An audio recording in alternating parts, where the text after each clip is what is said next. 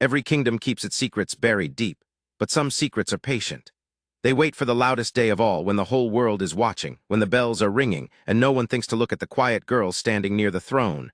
And then they rise, slow and certain, and change everything. On the morning they placed the crown on King Alaric's head in the great hall of Dunkero, no one imagined that the truth had already begun its long walk toward the light. No one, that is, except one old woman at the back of the crowd, who watched a young princess with tears in her eyes and a folded letter hidden against her heart. The city of Dunkero had not slept for 3 days. From the harbor to the high stone walls, every street had been washed and swept and hung with banners of deep green and gold, the colors of the old royal house.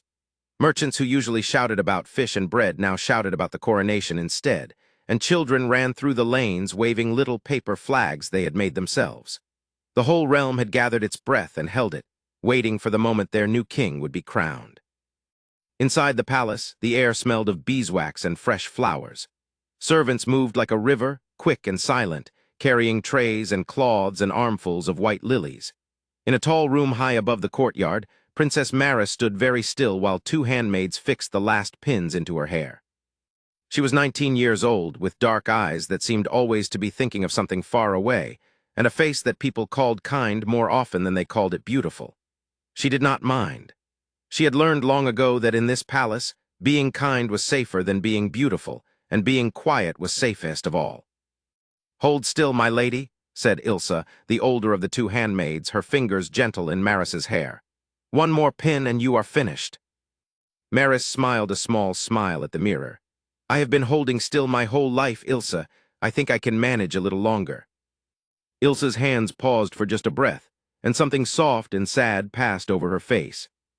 She had known Maris since the princess was a baby, had rocked her to sleep and wiped her tears, and told her stories when the palace was too cold and too big for a lonely child. Ilsa knew what Maris meant. In a court so full of loud and hungry people, a princess with no mother and no father learned very quickly how to disappear. Because that was the truth of Maris's life, the truth that everyone knew but no one spoke about. Her father, King Edvard, had died when she was only 7, taken by a fever that swept through the palace one terrible winter. And her mother, Queen Yalin, had died even before that, when Maris was so small she could barely remember her. All the princess had left of her mother was a single memory that might not even be real, a soft voice singing in the dark, and the smell of rosewater, and a warm hand on her cheek. Sometimes at night she tried to hold that memory tight, afraid it would slip away like everything else had. When both the king and queen were gone, the crown had passed to Edvard's younger brother, Alaric. He had ruled as regent for 12 years, waiting, always waiting, until this very day when the crown would finally, truly be his. Maris had grown up in his household like a shadow at the edge of a fire, cared for, fed, dressed in fine clothes, but never quite loved. Her uncle was not cruel to her. He simply did not seem to see her at all. "There," Ilsa said at last, stepping back. "You are ready, my lady." Maris looked at herself in the tall mirror. She wore a gown of pale green silk, the color of new leaves, with tiny pearls sewn along the sleeves. A thin silver circlet sat upon her dark hair. She looked, she thought, like a princess in a painting, beautiful and distant and not quite real. She did not feel like the girl inside the painting. She felt like someone watching from very far away. "You look like your mother," Ilsa said quietly. Maris turned sharply. In all her 19 years, no one had ever said such a thing to her. The name of Queen Yalin was almost never spoken in the palace, as if the dead queen were a wound that no one wished to touch. "You knew her?" Maris whispered. Ilsa opened her mouth as if to answer, and then closed it again. Her eyes flicked toward the door, toward the sound of guards passing in the hall, and the softness in her face folded up and hid itself away. "It is time to go down, my lady," she said instead, and her voice was careful now, the voice of a servant who knew that in this palace the walls had ears. "The king is waiting. Everyone is waiting."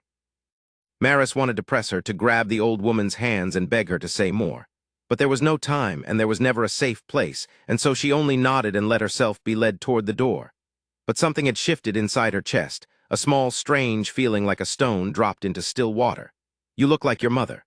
The words rippled outward, touching parts of her heart she had kept locked and dark for years. The great hall of Dunkero was the largest room in the whole kingdom, a vast stone chamber with a ceiling so high that the tops of its pillars vanished into shadow. On this day it blazed with light. 1,000 candles burned in golden holders. Sunlight poured through the tall windows and fell in bright columns across the floor. And the room was full, so full that people stood shoulder to shoulder, nobles in their finest velvet, knights in polished armor, priests in white robes, and behind them all the common folk who had been allowed inside to witness the crowning of their king. At the far end of the hall stood the throne, and above it hung the ancient banner of the royal house, worn thin by time but still proud. And there beside the throne, in a chair meant for the family of the king, sat Lord Chancellor Ferrand. Maris had never liked Ferrand, though she could not always say why. He was a tall, thin man with gray hair combed back very neat, and a smile that never once reached his cold, pale eyes. He had served her father, and then served as her uncle's chief advisor through all the years of the regency, and there was no one in Dunkero more powerful except the king himself. Some said there was no one more powerful, including the king. When Ferrand walked into a room, other men grew quiet. When Ferrand asked a question, other men answered quickly and looked at their shoes. Maris had learned to answer his questions quickly too, and to stay out of his path, the way one stays out of the path of a snake sunning itself on a warm road. As Maris walked down the long aisle to take her place, she felt his eyes upon her. She always felt his eyes. Ferrand watched everyone in the palace the way a hawk watches a field, patient and hungry, waiting to see what small creature might make the mistake of moving. She kept her own eyes down and her steps steady and took her seat without meeting his gaze. Then the trumpets sounded, high and golden, and the whole hall rose to its feet. King Alaric entered from the great doors at the back, and a sound rolled through the crowd like a wave breaking on the shore, 1,000 voices gasping and murmuring at once. He was a broad, straight-backed man of middle years, dressed in a robe of deep green trimmed with white fur, and he walked slowly down the aisle with his chin lifted high. Behind him came the priests, and the choir began to sing, their voices rising up into the shadowed heights of the ceiling until it seemed the very stones were singing too. Maris watched her uncle pass. She searched his face for something, she was not sure what. Some sign of feeling, some flicker of the man who had raised her, however coldly, for 12 long years. But his face was smooth and still as carved stone, and his eyes looked only forward, toward the throne, toward the crown, toward the thing he had waited for his entire life. The ceremony was long. The old high priest spoke the ancient words, words so old that half of them were in a language no common person understood. Holy oil was touched to the king's brow. The great sword of the realm was laid across his hands. And at last, when the light through the windows had shifted and grown golden with the coming of evening, the priest lifted the crown of Dunkero, a heavy circle of gold set with a single deep green stone, and held it high above King Alaric's head. The whole hall fell silent. Even the candles seemed to still their flames.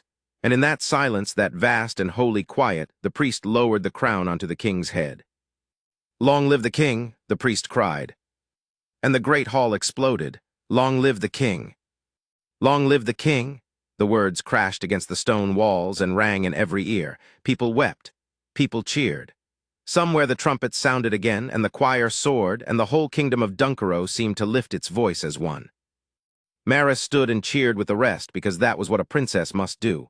But even as she clapped her hands and smiled, that strange stone in her chest grew heavier, and the ripples spread wider, and she could not stop hearing Ilsa's voice.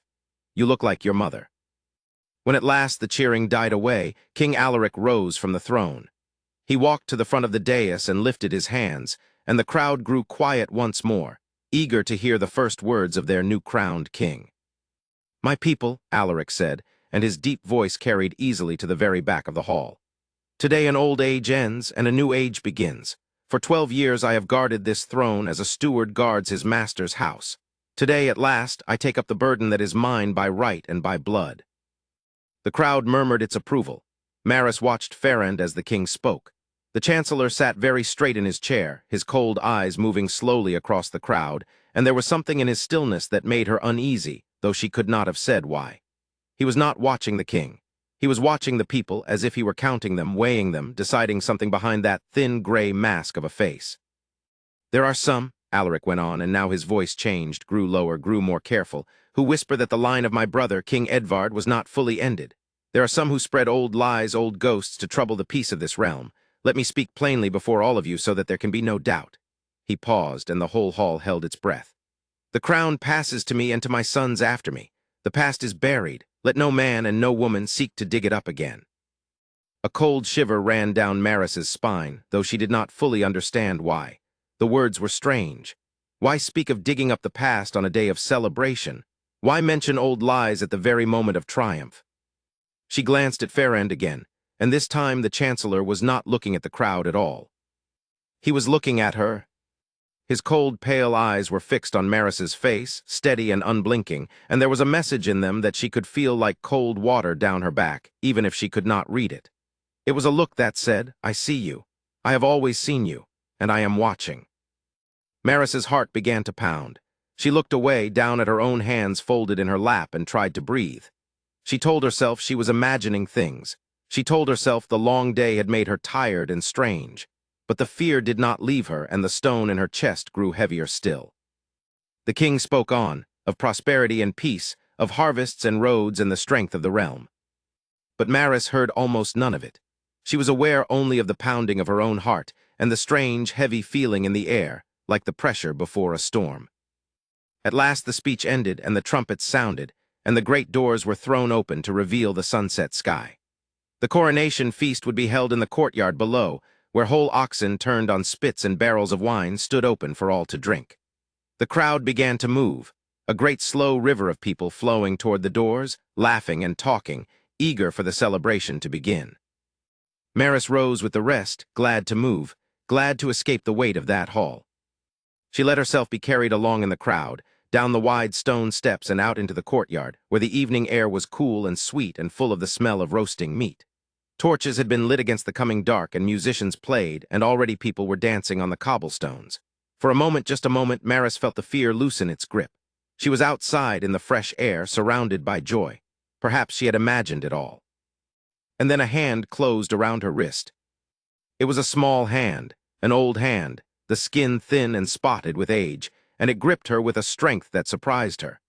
Maris turned, startled, and found herself looking into the face of an old woman she had never seen before. The woman was small and bent, wrapped in a plain gray cloak with the hood pulled up against the evening chill. Her face was deeply lined, her hair white as snow beneath the hood. But her eyes were sharp and bright and full of a fierce urgency, and they were fixed on Maris's face with an intensity that made the princess catch her breath. "My lady," the old woman whispered, her voice low and cracked and quick. "Forgive me, I have very little time and I must speak before they see me." "Who are you?" Maris asked. She tried to pull her hand away, but the old woman held tight.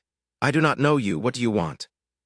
"You do not know me," the woman agreed, "but I knew you once when you were very small, and I knew your mother." At those words, Maris went utterly still. "I have been trying to reach you for a very long time, child. They have kept you well guarded, well hidden, all these years. This is the first time in 12 years I have been able to come close enough to touch you." Maris's mouth had gone dry. Around them the feast roared and blazed, the music playing, the people laughing, but it all seemed suddenly very far away, as if she and this old woman stood together inside a bubble of silence. "My mother is dead," Maris whispered. "She died when I was a baby. Everyone knows this. Why do you speak of her?"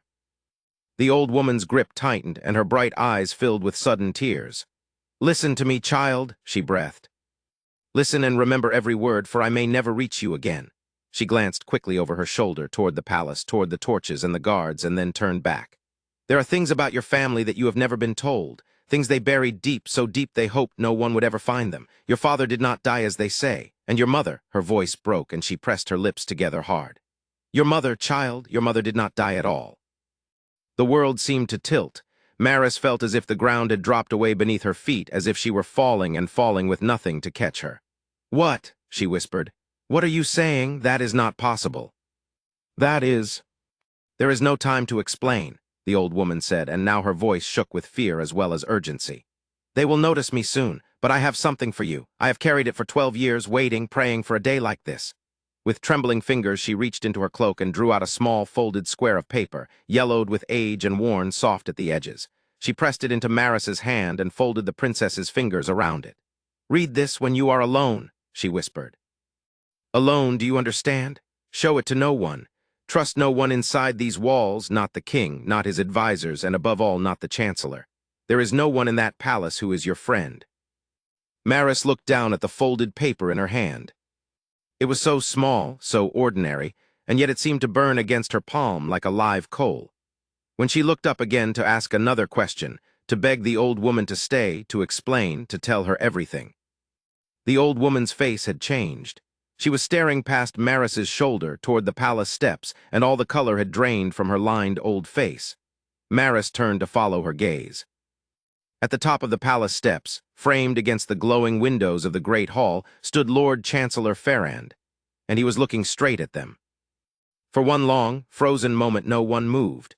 Then Ferrand raised his hand and made a small, quick gesture, and two palace guards standing near him turned and began to walk down the steps, straight toward the place where Maris and the old woman stood.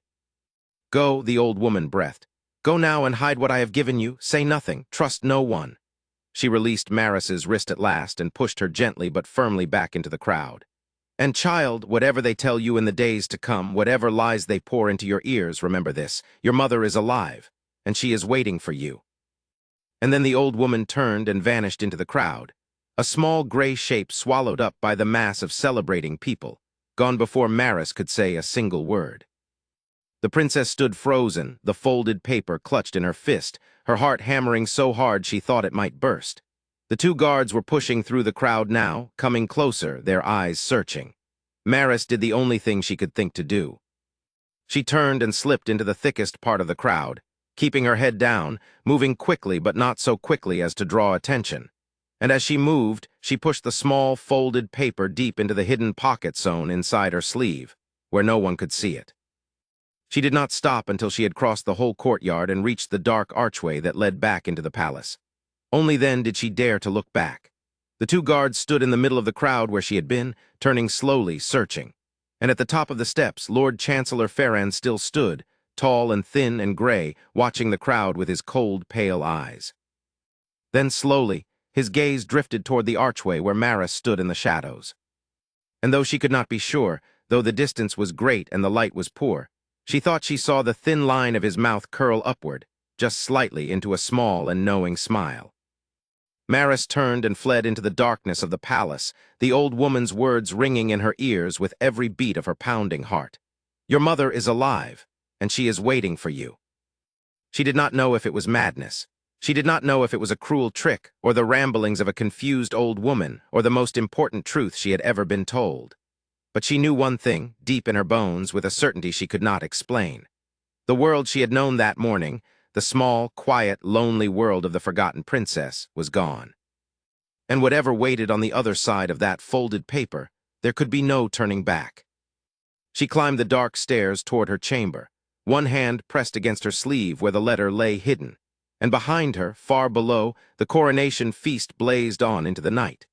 The candle in Maris's chamber had burned down to a stub by the time she found the courage to unfold the letter. She had bolted her door, drawn the heavy curtains across the windows, and sat for a long while on the edge of her narrow bed, simply holding the small square of paper against her chest and listening to the sounds of the feast that still drifted up faint and distant from the courtyard below. Laughter, music, the occasional roar of the crowd as some new barrel of wine was opened. The whole kingdom was celebrating, and here she sat in the dark, a girl holding a secret that made her hands shake. At last, when she could bear the waiting no longer, she carried the candle to her small writing table and sat down. Carefully, so as not to tear the fragile paper, she unfolded the letter. The creases were soft and worn, as though it had been folded and unfolded many times over many years. The ink had faded from black to a pale brown, but the writing was still clear. A fine, careful hand, the hand of someone who had learned their letters well. "My dearest Maris," it began, and at the sight of her own name written in that strange, familiar hand, the princess felt her throat tighten. "If you are reading this, then you are grown, and I am not there to tell you these things myself. My heart breaks to think of all the years I have missed. But I must set down the truth now, while I still can, and trust that one day it will find its way into your hands. Your father, King Edvard, did not die of fever. He was poisoned. I watched him grow ill over many weeks, and I knew in my heart it was no natural sickness. When I began to ask questions, when I began to search for the truth, I too fell into danger. I learned that the man who moved behind it all wore the mask of a loyal servant. I dare not write his name here, for if this letter is found, that name would be my death and perhaps yours as well. But you will know him, my child, when the time comes. He is the one who watches. He is the one who waits. Maris's breath caught. The one who watches. The one who waits. She thought at once of cold, pale eyes fixed upon her across the great hall, and a thin mouth curling into a knowing smile, and she had to grip the edge of the table to steady herself. They told the kingdom I was dead, the letter went on. It was easier for them that way. A dead queen asks no questions. A dead queen makes no trouble. But I am not dead, Maris. I was taken from the palace in the night and carried far away to a place where they believed no one would ever find me and where I could do no harm to their plans. I have lived all these years in hiding in a small house by the gray northern sea, watched over by those who once served your father and stayed loyal to his memory. I have watched the road every day, hoping, praying that someday I might see you walking up it. But they have kept you well guarded, and I have not dared to come for you, for fear of what they would do to us both. There is more you must know, and it is the most dangerous truth of all. You are not the forgotten princess they have raised you to believe you are. By the law of Dunkero, by the oldest and truest law of our house, the crown does not pass to your uncle. It passes to the child of the elder king. It passes to you. The letter slipped from Maris's fingers and fell to the table. She sat perfectly still, staring at nothing, her mind unable to hold the enormous shape of what she had just read. It passes to you. The words were too large, too impossible. She was nobody. She was the quiet girl at the edge of the room, the shadow at the edge of the fire, the princess everyone forgot. And now a letter written in her mother's hand was telling her that the crown of the whole kingdom was hers by right. She thought of her uncle standing before the throne that very evening, speaking his careful words. There are some who whisper that the line of my brother was not fully ended. There are some who spread old lies, old ghosts, to trouble the peace of this realm. She had not understood the words then. She understood them now, and the understanding turned her blood to ice. He had known. He had stood before the whole kingdom and warned her that the truth must stay buried. He had known all along. A soft knock at the door made Maris leap from her chair, her heart slamming against her ribs. In one swift motion, she snatched up the fallen letter and pushed it back into the hidden pocket of her sleeve. "Who is there?" she called, and hated how frightened her voice sounded. "It is only me, my lady," came a familiar voice, low and gentle. "Ilsa." Maris pressed a hand to her chest and let out a long, shaking breath. She crossed the room and unbolted the door, and Ilsa slipped inside, carrying a small tray with a cup of warm milk and honey, the way she had done on frightened nights since Maris was a little girl. "You left the feast so early," Ilsa said, setting the tray down. "I was worried. You looked pale as milk when you came up the stairs." She peered at the princess's face in the candlelight, and her old eyes narrowed with concern. "Child, what has happened? You are trembling." For a moment Maris said nothing. She looked at Ilsa, dear old Ilsa, who had rocked her to sleep and dried her tears and told her stories, the one person in this whole cold palace who had ever shown her love. And she remembered the old woman's warning in the courtyard. "Trust no one inside these walls. There is no one in that palace who is your friend." But surely, surely that could not mean Ilsa, not Ilsa. "Ilsa," Maris said slowly, watching the old woman's face very closely. "This morning, when you were fixing my hair, you said I looked like my mother. And when I asked if you knew her, you would not answer." She took a breath. "I am asking you again now. Did you know my mother? Did you know Queen Yalen?" The change that came over Ilsa's face was terrible to see. The color drained from her cheeks, and her hands, which had been smoothing the blanket on the bed, went suddenly still. She looked at the door, at the curtained window, at every dark corner of the room, as though the very walls might be listening. Then she came close to Maris, so close that when she spoke her voice was barely a breath. "Who has spoken to you?" she whispered. "Tell me, child, someone has spoken to you tonight. I can see it in your face. Who was it?" Maris's heart pounded. She had not meant to reveal so much. "An old woman," she whispered back. "In the courtyard, she grabbed my wrist. She told me my mother is alive. She gave me—" She stopped herself just in time before she spoke of the letter. Ilsa closed her eyes. For a long moment she did not move at all, and Maris thought she saw the glint of tears on the old woman's lashes. When Ilsa opened her eyes again, they were fierce and wet, and full of a grief that had been held down for a very long time. "So," Ilsa breathed, "it is beginning after all these years." She reached out and took both of Maris's hands in her own, gripping them tightly. "Listen to me, child, and listen well, for what I am about to tell you could cost us both our lives if a single word of it is overheard. Yes, I knew your mother. I served her as I have served you. I loved her as I love you. And what that old woman told you is true. Every word of it is true." Maris felt her knees go weak. She sank down onto the edge of the bed, and Ilsa sat beside her, still holding her hands. "Your mother was the kindest, bravest woman I have ever known," Ilsa said softly. "When your father fell ill, she would not accept the lies they told her. She searched for the truth, and the truth she found was that a man in this palace, a man who smiled and bowed and called himself a loyal servant of the crown, had poisoned the king so that the throne might pass into the hands he could control. Your uncle is a proud man and a cold one, but he did not have the cunning for such a thing. No. The one who planned it all, the one who has pulled every string in this palace for 20 years, is the Chancellor, Lord Ferrand." The name fell into the quiet room like a stone into a well. Maris thought again of those cold, pale eyes, and the small, knowing smile, and she shivered. "When your mother learned the truth," Ilsa went on, "Ferrand knew she was too dangerous to be allowed to live, and too beloved by the people to be simply killed. A murdered queen makes a martyr, and a martyr is more dangerous than a living woman. So he did something crueler. He had her taken away in the night, and he told the whole kingdom she had died of grief for her husband. He buried an empty coffin with great ceremony, and the people wept, and the lie became the truth. And you, a little girl of barely 3 years, were left behind, because a small child could be raised quiet and forgotten, but a small child could also be useful one day. A princess in a cage is a princess who can be shown to the people if ever they need to be reminded that the old line still lives, obedient and tame." "But the letter," Maris whispered, forgetting her caution. "My mother's letter says the crown is mine, that by the law of Dunkero it passes to me and not to my uncle." Ilsa's grip tightened so hard it almost hurt. "You have a letter," she breathed. "She got a letter to you?" And when Maris nodded, the old woman pressed a hand to her mouth, and the tears spilled over at last and ran down her lined cheeks. "Then she found a way. All these years she found a way." She wiped her eyes fiercely and gathered herself. "Yes, child, what the letter says is true. When your father died, you were his only child, and by the oldest law of our house, the throne was yours. Your uncle rules only as a thief rules, because the true heir was too small to speak, and her mother was silenced. And the one man who knew the law well enough to challenge it was the very man who had arranged the whole deception. Ferrand did not steal the crown for himself. He is too clever for that. He stole it for a puppet he could control, and he has ruled through your uncle's shadow ever since." Maris sat very still, trying to hold all of it, trying to make the pieces fit. Her whole life had been a lie.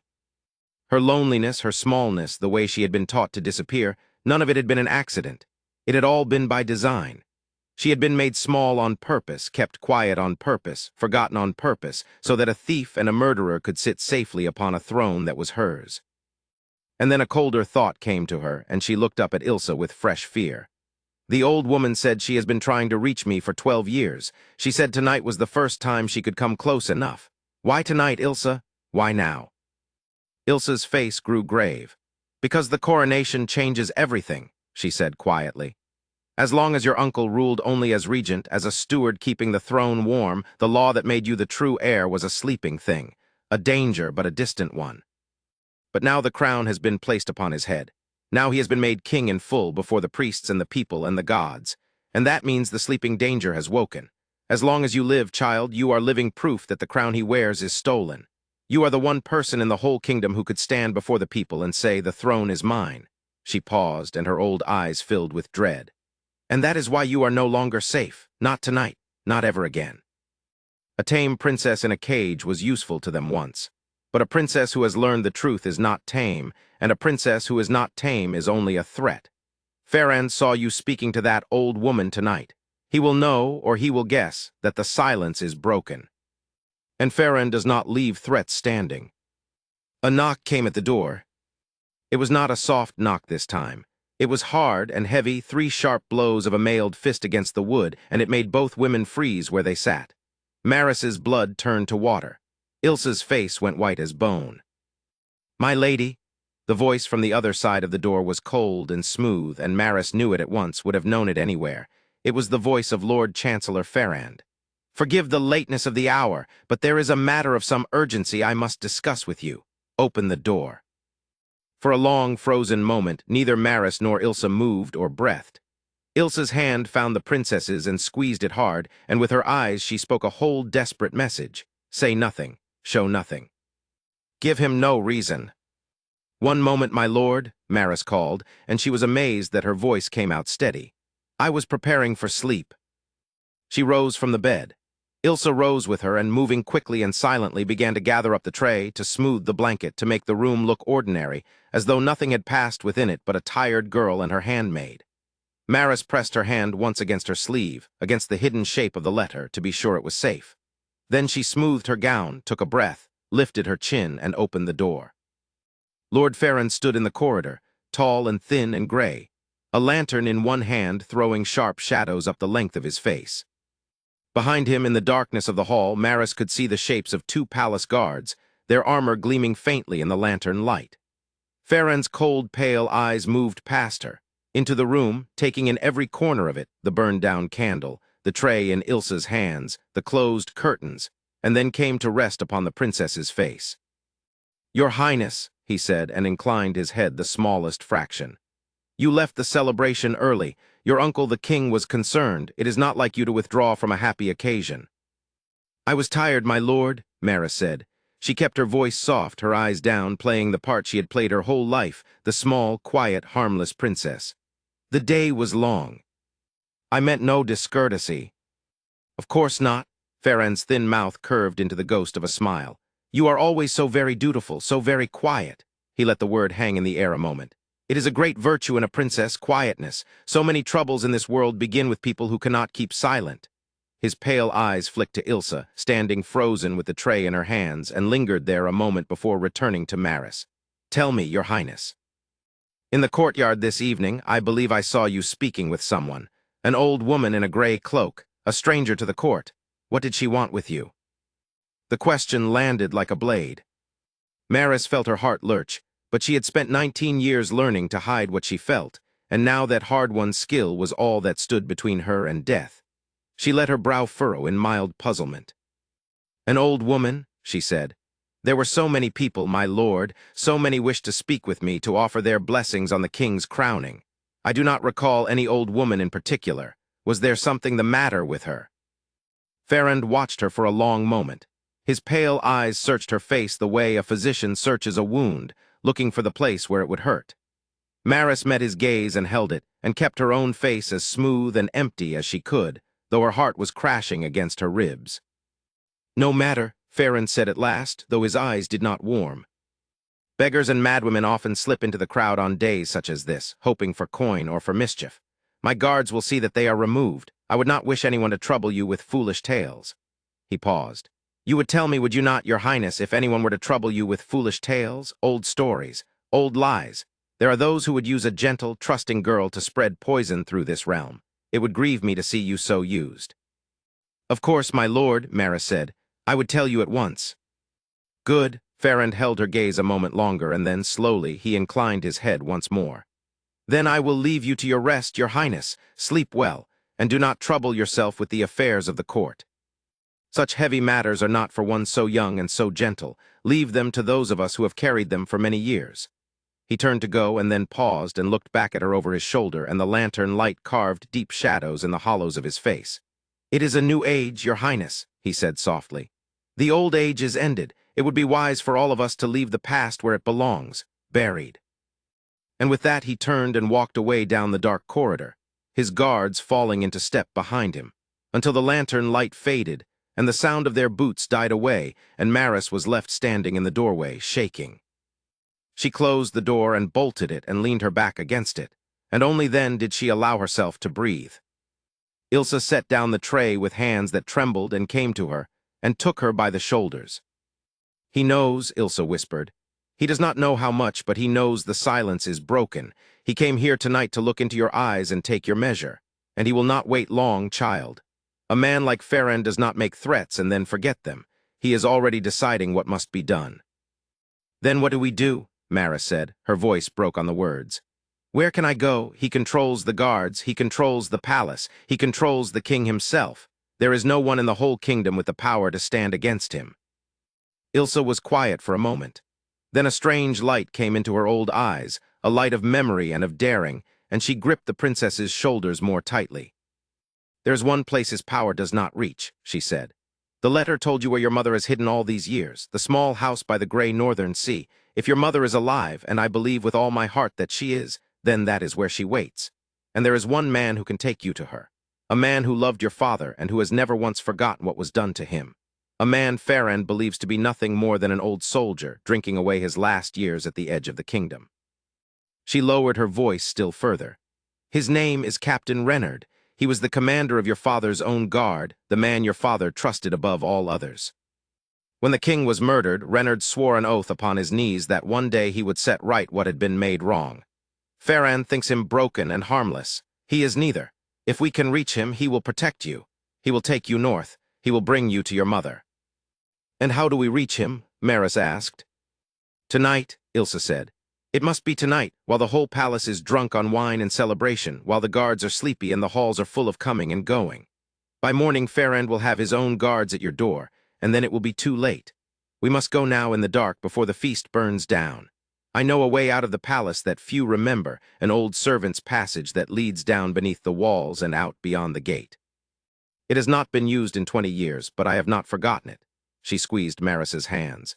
It will be dangerous, child, more dangerous than anything you have ever done. If we are caught, there will be no mercy. Do you understand? But if we stay, we are already lost. So I ask you, and only you can answer. Are you brave enough to run? Maris looked at the old woman's face, fierce and frightened and full of love. She thought of the mother she could not remember, waiting all these years in a small house by a gray and distant sea, watching an empty road, hoping. She thought of her father, poisoned by a smiling man. She thought of the crown that was hers by right, and the throne that a murderer had stolen, and the whole long lie that had been her life. And somewhere deep inside her, in a place she had never known was there, she felt something hard and bright and unbreakable come awake. Yes, she said, and her voice did not shake at all. I am ready, let us go. Ilsa nodded and moved to the candle to snuff it out. But even as her fingers reached toward the flame, both women froze. From beyond the bolted door out in the dark corridor came a sound, slow, heavy footsteps, and then another set, and another. Not one guard nor two, but many, a whole company of armed men marching in step, coming down the corridor toward the princess's chamber. The footsteps stopped outside her door, and then a mailed fist began to pound upon the wood. The pounding on the door filled the small chamber like thunder. Maris's whole body went rigid, and for one terrible heartbeat she could not move, could not think, could only stare at the shaking wood of the bolted door. Ilsa moved first. The old woman was quicker than her years, and in an instant she had blown out the candle, plunging the room into darkness and seized the princess by the wrist. Not that door, she breathed into Maris's ear. Come, quickly, make no sound. She pulled the princess across the black room, past the bed, to the far corner where a tall wooden wardrobe stood against the wall. Ilsa set her shoulder against it and pushed, and to Maris's astonishment the heavy thing slid aside with a low groan, revealing a low door set into the stone behind it, no taller than a child, its outline almost invisible in the dark. The old passages, Ilsa whispered. Every royal chamber has one for escape in times of war. They have been forgotten by everyone who matters, everyone but a servant who has walked these halls for 50 years. She worked a rusted iron latch, and the small door creaked open onto a blackness that breathed out cold, damp air. Go now, I am behind you. The pounding on the main door had turned to a heavy crashing now, the sound of a shoulder or a boot striking the wood again and again. Maris heard the bolt begin to splinter. She dropped to her hands and knees and crawled through the low door into the dark, and Ilsa came after her, reaching back to pull the wardrobe as close to the opening as she could before drawing the small door shut behind them. In the same moment, from the chamber they had just left, came a great crash as the main door gave way, and the sound of armored men pouring into the empty room. Maris and Ilsa did not wait to hear more. They fled into the dark. The passage was narrow and low, a tunnel of ancient stone that wound down and down into the bones of the palace. There was no light at all, and they moved by touch alone, Ilsa's hand on the princess's shoulder, guiding her, whispering left here, mind the step, keep low. The air grew colder and wetter as they descended, and Maris could hear, somewhere far off, the muffled roar of the feast still going on above them, the whole palace celebrating while its true air crawled through the dark beneath its feet like a hunted animal. Down and down they went, through turnings Maris could never have remembered, past the mouths of other passages that yawned black and silent in the dark. Twice they heard sounds behind them, the distant echo of shouting, the clatter of boots on stone, and each time Ilsa pressed her flat against the cold wall and held her still until the sounds faded. Farran's men were searching the palace now.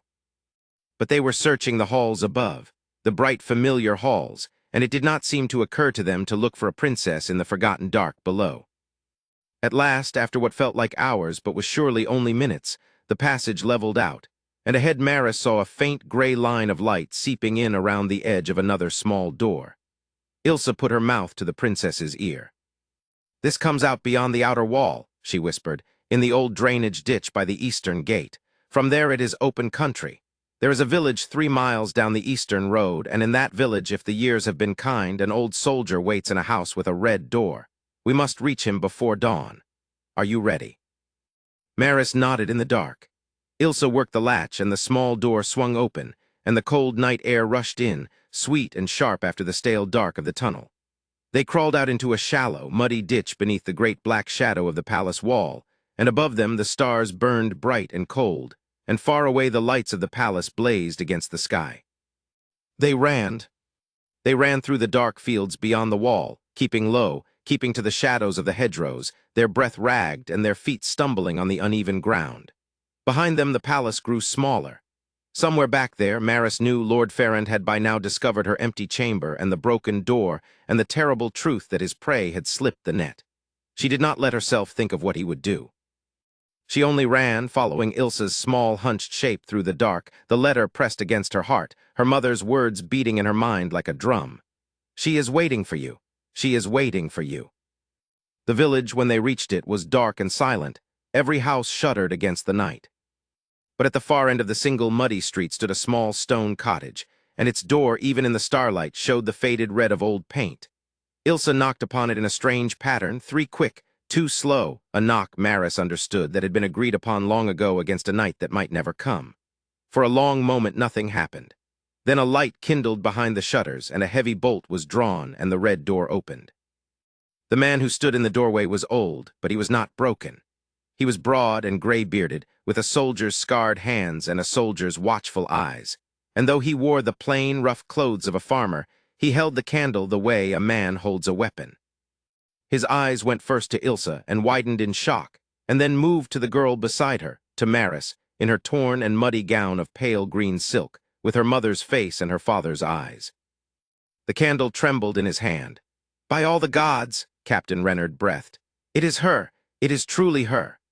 And the old soldier, who had not knelt to anyone in 20 long years, went slowly and stiffly down onto one knee upon the cold stone of his own doorstep and bowed his gray head before the rightful queen of Dunkero.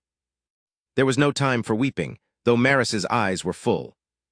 Reynard rose and pulled them both inside and barred the door, and while Ilsa told him in swift, low words all that had passed that night, he moved about the small room with the quick, sure purpose of a soldier who has waited half his life for a battle and finds it come at last.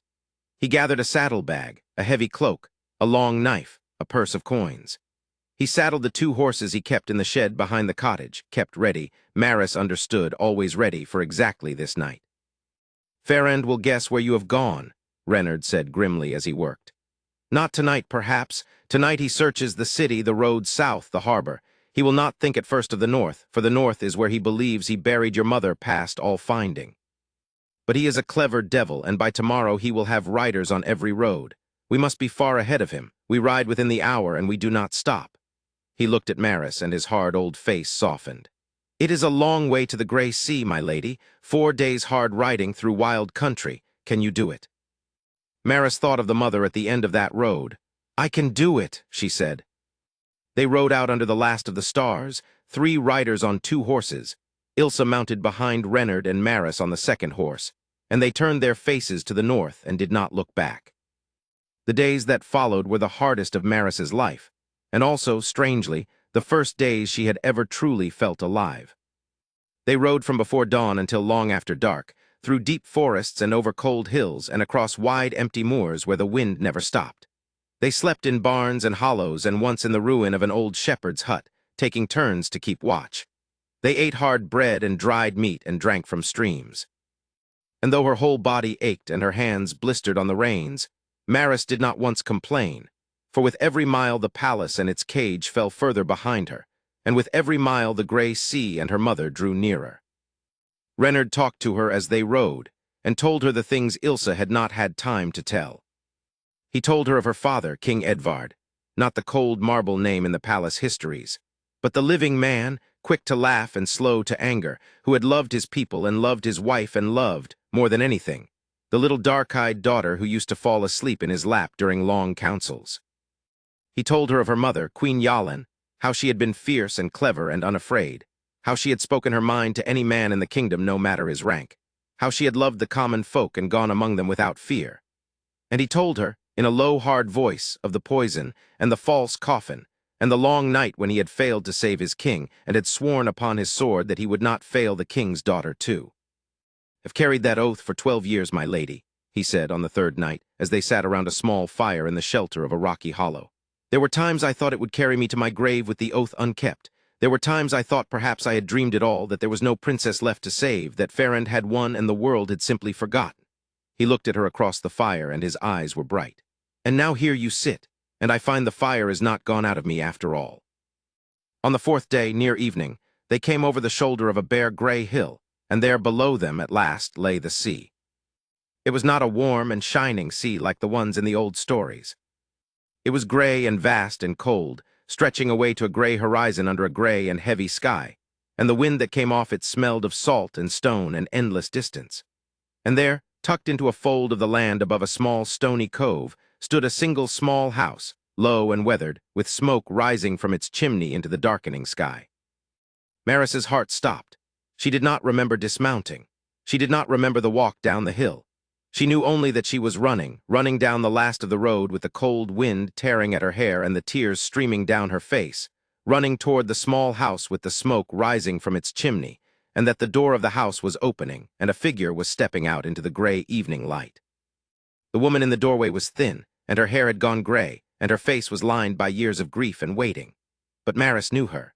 She knew her the way she knew her own heartbeat, the way she knew the half-remembered song and the smell of rosewater and the warm hand on her cheek from a time before all the sorrow. She knew her, and the woman knew her too, and for one endless moment the two of them simply stood, a stone's throw apart, staring at one another across 12 years and 1,000 miles of loss. "Maris," her mother whispered, and the sound of her own name in that voice from the dark, that voice from the only true memory she had, broke something loose inside the princess that had been locked away her whole life. Then they were in each other's arms, and there were no more words, only weeping, only holding, only the two of them clinging together in the cold wind above the gray sea as though they would never, ever let go. Queen Yalin held her daughter's face in both her hands and looked at her, as if she could not believe her eyes, as if she were afraid to blink lest the girl vanish. And Maris pressed her face against her mother's shoulder and breathed in the faint, impossible, remembered smell of rosewater, and felt, for the first time in her whole life, that she had come home. But the world does not stop for reunions, and the men who guard stolen thrones do not rest. They had perhaps a single day of peace, one day in which Maris walked the gray shore beside her mother and heard, at last, the whole long story of her life, one day of quiet and healing and cautious, growing joy. And then, on the second morning, Captain Reynard came striding up from the cove where he had been keeping watch, and his face was grim as winter. "Riders," he said, "on the southern road, a dozen at least in the Chancellor's colors, they will be here by midday." He looked at Yalin and then at Maris. "He has found us. I do not know how, but he has found us, and this time he has not sent men to search. He has sent men to finish it." A cold silence fell over the small house. Maris looked at her mother, at the fear and the grief in her lined face, and she understood that Yalin had lived with this dread every single day for 12 years, the knowledge that one day the riders would come over the hill. And she understood, too, that she could not run any further. There was no further to run. Behind them was only the gray sea and the edge of the world. "Then we do not run," Maris said, and the words came out of her clear and steady, and she was surprised to find they did not frighten her at all. "I have run my whole life. I have been small and quiet and hidden my whole life. I am finished with running." She turned to Reynard. "You said the crown is mine by the law of Dunkero. You said I am the rightful queen. Then it is time I stopped hiding from a man who has no right to hunt me, and started acting like one." But it was not swords that saved them in the end. It was the truth. For Farand, in his long cunning, had made a single error, the error such men always make. He had believed that power lived in force, in guards and poison and fear. He had never understood that it also lived in the hearts of the people, and that a lie, however deep it is buried, is never quite as dead as the man who buried it believes. When the riders came over the hill that midday, they did not come alone. For Captain Reynard, in the 12 years of his waiting, had not been idle. He had kept faith with old comrades, men who had served King Edvard, men who had never believed the story of the fever, men scattered across the kingdom who had sworn, as he had sworn, that if ever the true heir was found, they would answer the call. And in the 4 days of their hard riding north, Reynard had sent word ahead by the old secret ways to every one of them. And so when Farand's dozen riders crested the gray hill above the sea, they found not a fleeing girl and an old man, but a line of grim, armed men standing between them and the small house. And behind those men, more coming, and behind those, the folk of the northern villages, who had heard now the whisper that ran like fire through the land, the true heir lives, the murdered queen lives. The old king's daughter has come home. Farand himself was among the riders. Maris saw him rein his horse at the crest of the hill and sit there, tall and thin and gray, looking down at the line of men who barred his way and the crowd that grew behind them. And for the first time in her life she saw uncertainty cross that cold, pale face. He had come to snuff out a candle in the dark. He had found, instead, a fire he could not put out. Maris walked out from among the men who guarded her, out into the open, into the cold wind, where all could see her. And she lifted her chin and called out across the hillside in a voice that carried over the wind and the sea. "My Lord Farand," she cried, "you have come a long way to murder a girl, as you murdered my father with poison. As you murdered my mother with lies." She swept her arm toward the crowd, toward the villagers and the old soldiers and the growing mass of the people. "But there are too many of us now, my lord. You cannot poison us all. You cannot bury us all in empty coffins and tell the kingdom we died of grief. The truth is out of its grave, and it is walking, and it will not go back into the dark. Not for you, not for anyone." For a long, terrible moment, no one moved. The wind howled off the sea. Farand sat his horse at the top of the hill and stared down at the princess, and Maris stared back, and she did not look away, and she did not tremble, and she did not run. And whatever he saw in her face, her father's steadiness, her mother's fire, the unbreakable thing that had woken in her on the night of the coronation and had only grown since, it was enough. For Lord Chancellor Farand, who had ruled a kingdom from the shadows for 20 years, understood at last that the shadows had failed him. The people were awake. The lie was dead. And a man whose only power is a secret has no power at all once the secret is known. He did not draw his sword. He did not give the order to charge. He simply looked for one last moment at the girl he had tried so long to keep small and forgotten. And then he turned his horse and rode away alone over the gray hill and out of the story of Dunkero forever. What came after took many months, and was not simple, and cannot be told in full here. There were councils and challenges, and the slow, careful work of proving before the whole realm what had so long been hidden. King Alaric, when the truth was laid before him at last, proved to be less a villain than a weak and frightened man who had let himself be made a puppet, and who wept when he learned the full weight of what had been done in his name, and who, in the end, gave up the stolen crown more with relief than with anger, glad to set down a burden that had never truly been his. Ilsa was honored before the whole court for her long faithfulness, and never again slept in a servant's narrow bed. Captain Reynard, his 12-year oath fulfilled at last, stood at the right hand of the throne as commander of the Queen's own guard, and was said to smile more in that first year than in all the 12 before it. And Maris, the small, quiet, forgotten princess, the shadow at the edge of the fire, was crowned in the great hall of Dunkero, beneath the ancient banner of her house, with the heavy green-stoned crown of her father's set upon her dark hair. But this time she did not stand quiet and small at the edge of the throne. This time she sat upon it. And when she spoke her first words to her people as their queen, the whole hall was silent to hear her, for they had learned already that when this young queen spoke, it was worth the listening. But of all the moments of that long and difficult and finally joyous year, there was one that Maris would keep closest to her heart for the rest of her life, and it was not the crowning, and it was not the throne. It was a gray evening months before, on the shore beneath the small weathered house, after Farand had ridden away and the danger had passed, and the two of them had been left, at last, simply as a mother and a daughter with all the lost years stretched out between them. They had walked down together to the edge of the cold gray sea, and stood there side by side in the wind, watching the waves come in. And after a long silence, Queen Yalin had reached over and taken her daughter's hand, and held it tight, and Maris had felt again the warmth of that hand, the same warm hand from the only memory she had ever had, the hand on her cheek in the dark from a time before all the sorrow. I used to sing to you, her mother said softly, watching the sea.